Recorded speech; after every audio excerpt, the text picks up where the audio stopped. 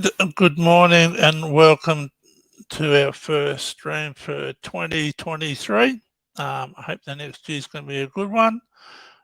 Today, it's going to be a personal one for me. I live in Armidale, New South Wales, which is quite high up in the Great Dividing Range.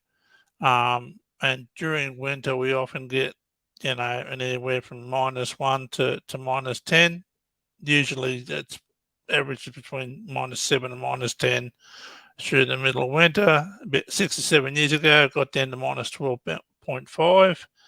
So it gets really, really cold through through winter, and through summer we can get over 30 degrees centigrade. Now, I have a few different disabilities.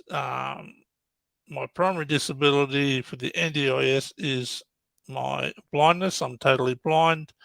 I have no light perception, and because of that, I suffer with chronic insomnia. I get an average of not 2 hours a day sleep, unless I take medication. I tried melatonin. It did work, but too expensive and I couldn't afford it.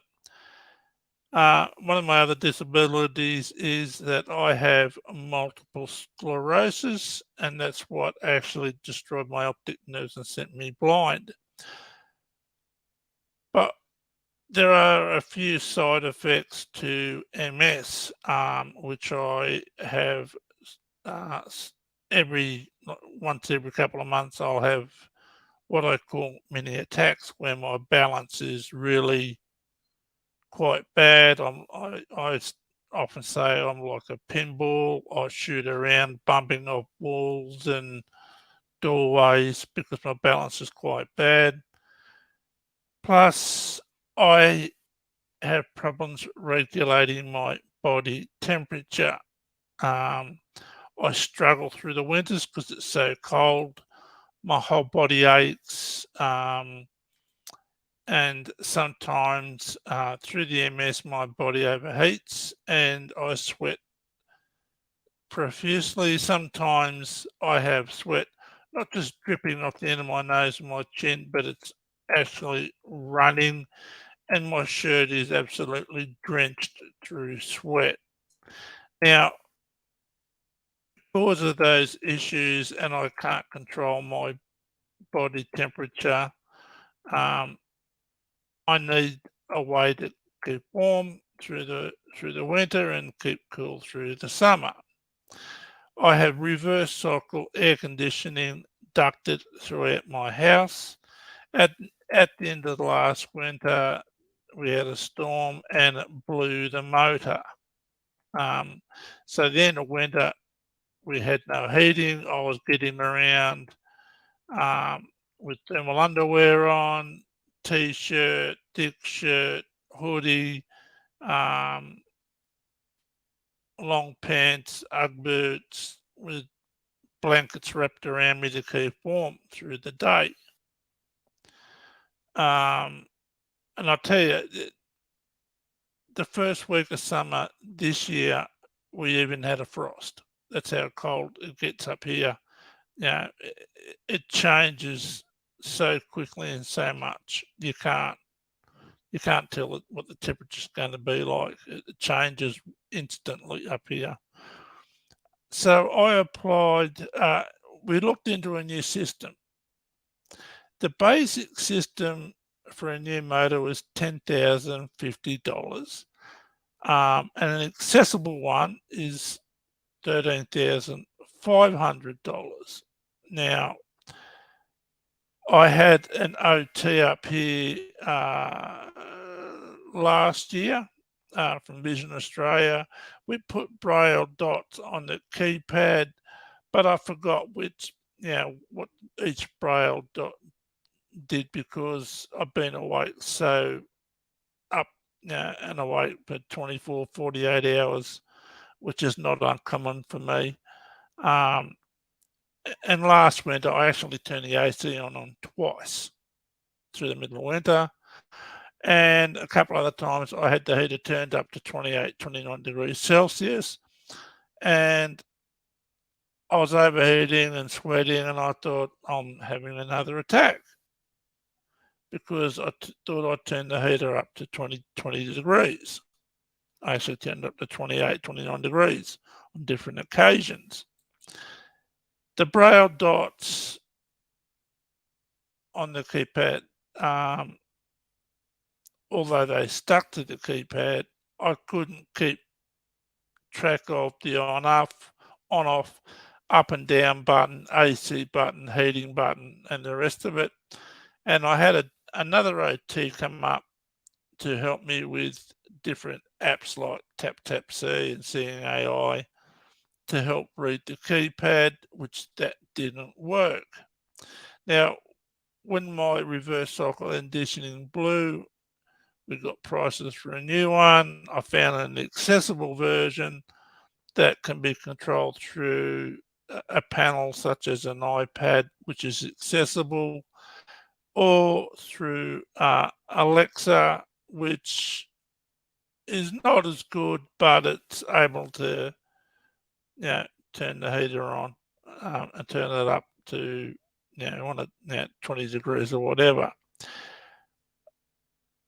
So I applied for this assistance because of my MS and because being blind, and it was denied. And they gave me about 8 reasons why it was denied. So I contacted my coordinator of support, wasn't happy about it. I thought it was unfair, unreasonable. And I asked my coordinator of support, do these people making the decisions on our applications have any qualifications or experiences in making these determinations, whether it's directly related to our disabilities? So when she got through to this person who denied my application, she said she had no formal qualifications. However, she does has a disability, which I'm not going to discuss. So I want to keep her, that's her information to tell, not mine. Now, in 2019, a man in Mackay, Queensland, with MS, his ducted system stopped working, so he applied for assistance through the NDIS, and again, he was denied. He appealed, he denied, and it went to the tribunal. And from what I understand, he was successful. I was speaking to a friend of mine who does a lot of research into MS, has a lot of contacts. Now, MS is on the NDIS list as being acceptable as a disability on the guidelines. So I don't know why I was denied. I need something from, being blind, I need something that's accessible, and I need something to regulate my body temperature.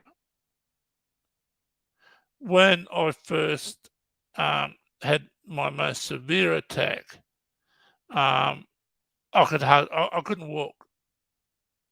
I had to lean on the walls, and I struggled to move, and I was overheating badly, and I contacted someone, and they thought it might have been dysreflexia,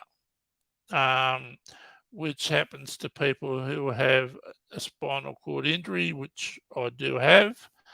High up in the spinal cord. Basically, what happens with dysreflexia is your body kicks into overdrive and overheats, and it's been known to kill within 20 seconds. So I went down to my doctor, told him what happened. I thought it was dysreflexia, and he said, no, it's your MS.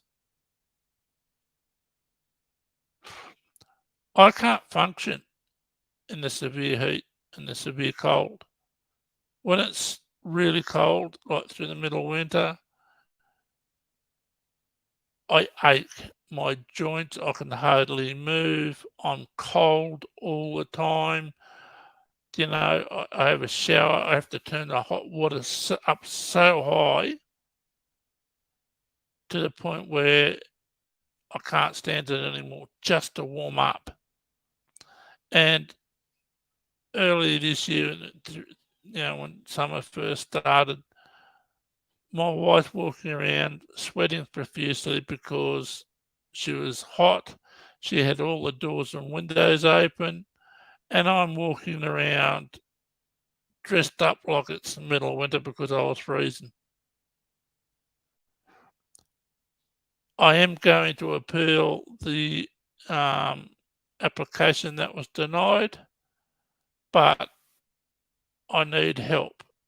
If anybody's gone through something similar or knows somebody who has or has any information that can help me, please let me know. I do need your help. I'm not expecting the NDIS to pay the full 13,500. We're going to pay the basic system and ask for assistance in the upgrade, which is $3,500. And I know the bloke in Queensland, in Mackay, got a whole new system. That's not what I'm after. I'm just after the accessible part. And I don't think that's unreasonable. Another point I wanted to raise is that these people making the decisions on denying or accepting applications for assistance, it is my personal opinion and belief, these people need to have the right qualifications or at least 10 years experience. All they have to do is, I had to go down and get another doctor's certificate when I first put my application in about being unable to regulate my body temperature. How many times do I have to do this? I'm sick of doing it. They have reports going back 5 years from my neurologist, my GP, other specialists. But I've got to keep running back to a doctor every time I put an application in. Open my damn files, you, and read what's in there. It's not hard. Look at my file. Oh, he's got MS and he's blind. I'll seek out someone who has knowledge and experience or qualification in the blindness field and in the MS field. Then I'll make a decision on the application. That's not unreasonable. It's not unreasonable. It's fair. My support worker and I had a look at the board of the NDIS last year, and I think I already said this. 2 people out of that board. One has worked in the health system for a long while, and another person had worked in the disability field for, I don't know, 10, 15 years. Everyone else has a degree, like when a person has a degree in chemical engineering, another person used to work for Kmart, another person worked in the mining industry. What the hell is going on? Why is the NDIS so broken? Why aren't the politicians listening to people with disabilities? It's the same old story. You have a disability, you can't think for yourself. Just go sit in the corner and just behave yourself and be appreciative of what we give you. We'll make your decisions for you. No, no more. We need to stand up and we need to do it in a united format. I spoke to Christopher Widows last year. A lot of people might remember him as Steady Eddie, the comic. And he had an idea of an independent tribunal made up of people with disabilities to take the power away from the people who worked in the mining industry or worked as a chemical engineer or worked in Kmart. What the hell are they doing there running the NDIS?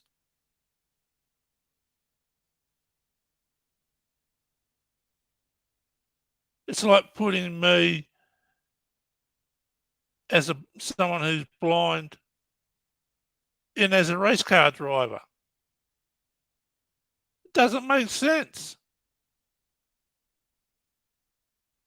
So please, if anyone out there has any information that I could use into my appeal, please let me know at my email address, blindadvocate007@gmail.com, all one word lowercase.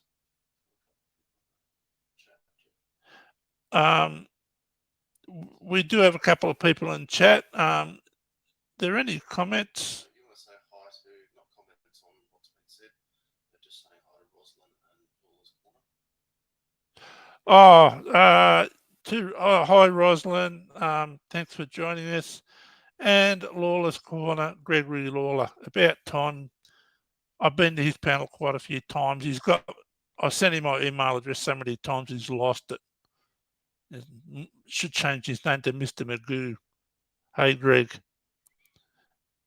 But yeah, thanks for joining us. But the NDIS is to help people. Now, it's costing $28 billion a year. But I sent Bill Shorten an email asking him how much of that money goes into providing employment for people, like support workers, OTs, physios, exercise physiologists, other experts. You know what he did? He contacted the NDIS complaints department. It wasn't a complaint, Bill Shorten. It was a question. Do you know the difference? Anyway, I'm getting really angry, worked up. It's when I first got sick in '89, I was told I'd never walk again. I beat the odds. Took me a while, but I got there. I'm walking. That was in '89. '92, I contracted MS, and that attacked my optic nerves. And over 6 years, I ended up losing the battle and going totally blind with no light perception.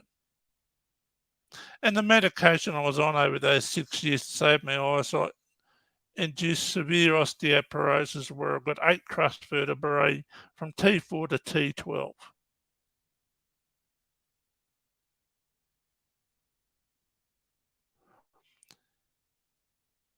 And since 1989 until I got in, started with the NDIS, I had a few issues coping with it. I had a bit of depression.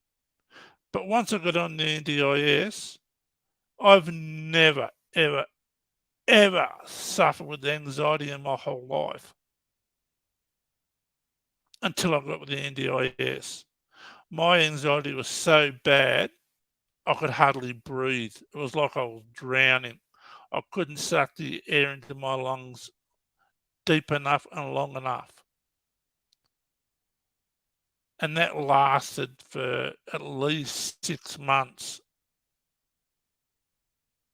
I still have it every now and again, but every day I was sucking air into my lungs like I was drowning because of the way I was treated.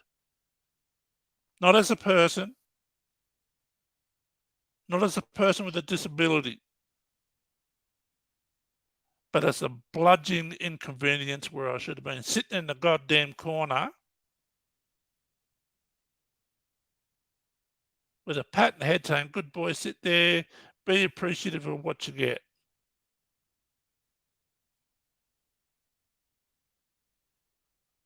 I don't know. I just, I've had a gutful of this NDIS. It's run by incompetence.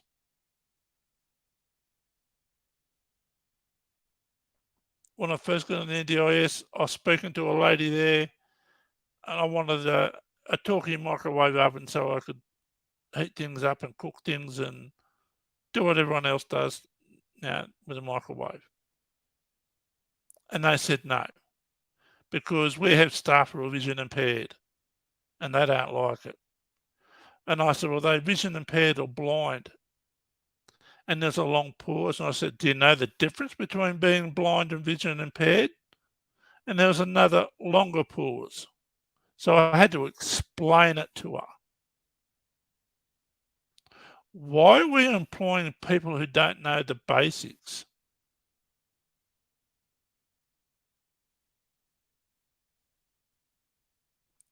Compassion, empathy, equity, and equality. I say, for people with disabilities, we want the 3 E's, 3 E's: equality, equity, and empathy. We don't want people's sympathy.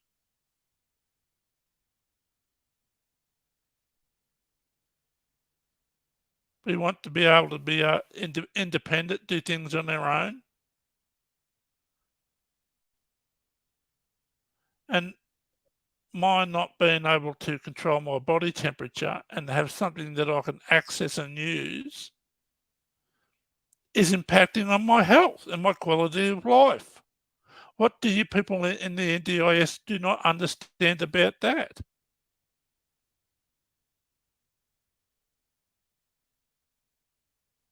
It's not rocket science. I don't understand. Chris, can you just post a link in the chat if people want to come up? I have been. Oh, on okay. Facebook and on YouTube through my phone. Okay, so if people want to come up and have a chat and have a talk, we've posted the link to the chat. Just click on that link, follow the prompts, and you'll come up, and we'll bring you up. But there's not much more else I can say. I was just hoping somebody with a bit of knowledge might be able to come in and give me some guidance and advice on how I can get the NDIS to hear me.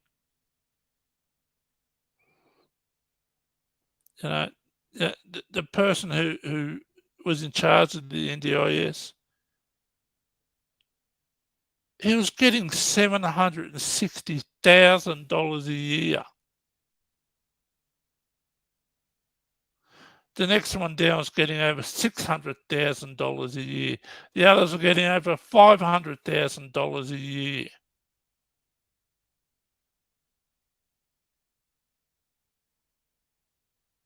The federal minister, Bill Shorten, I wouldn't mind a tenth of his income or his super. He'll get that for the rest of his life until he dies. But the rest of us, so I think the NDIS is a great idea, and it was a Labor Party idea, but they rushed it out. They just did not ask the right questions. They just did not understand how much people with disabilities went without, or their family members picked up the tab for them, paid for everything for them. And they bring this program out. So, we'll help you be independent. We'll get you back in the community. We'll provide support workers and other professionals. But we're not going to give it to you unless you can prove you have a disability and it's what you're asking for is related to that disability. And we're not going to employ people who know what they're doing.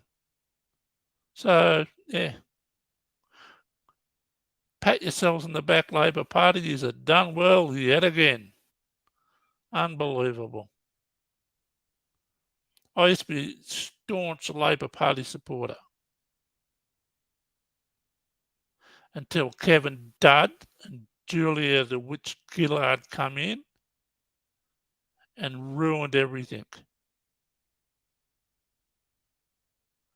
And ever since then, I've never voted Labor. I've either voted National Party because I live in the country area, or I voted for the Liberal Party.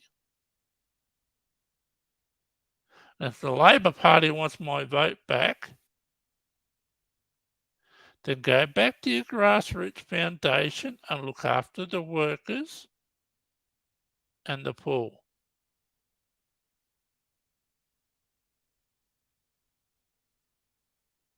And not just kiss the butts of big business. You're there to protect the poor and the working class. You're not doing your job very well.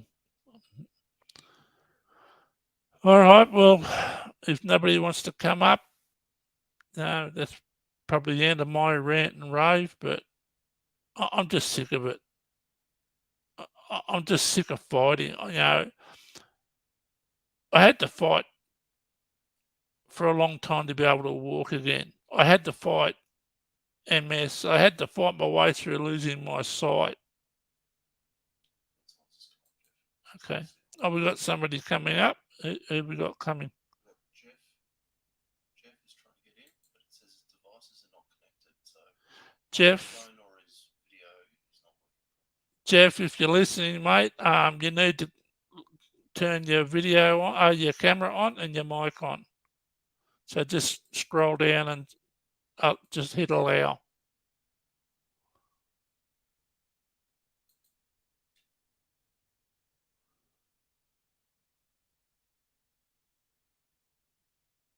Just scroll down and you'll see allow camera and allow mic. Just double tap on them or click on them if you're using a computer.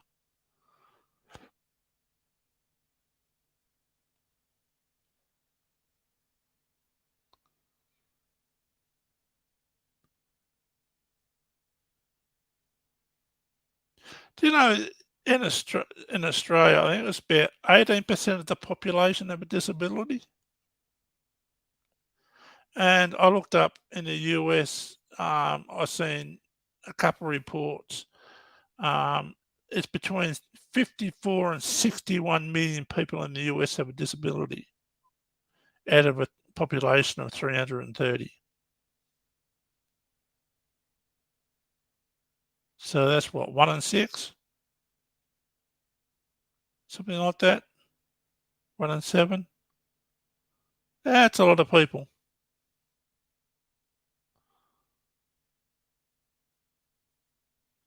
And I think it's about between 500 and 600,000 people in Australia who are either blind or have a moderate to severe vision impairment.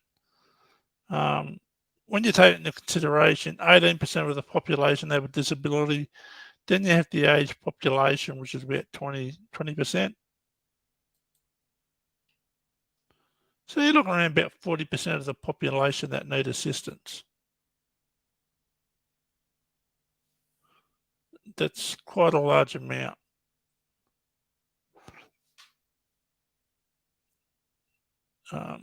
He's come out of the basement now.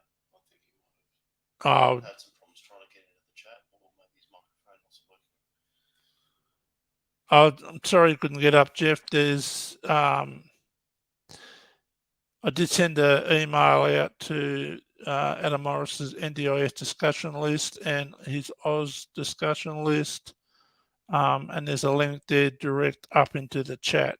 But you need to have your mic and your camera turned on.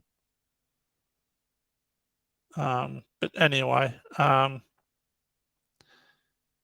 if nobody wants to come up, I'll probably just end the stream there. I don't want to keep going over the same thing all the time. It doesn't do anyone any good, and I'm just getting worked up. But it's a shame. Yeah, I just don't know what else to say. I just need people's help. Like I said, if you have any information, it's blindadvocate007@gmail.com. send me an email with the information you got or contact details. I can ring you back. Yeah, all right.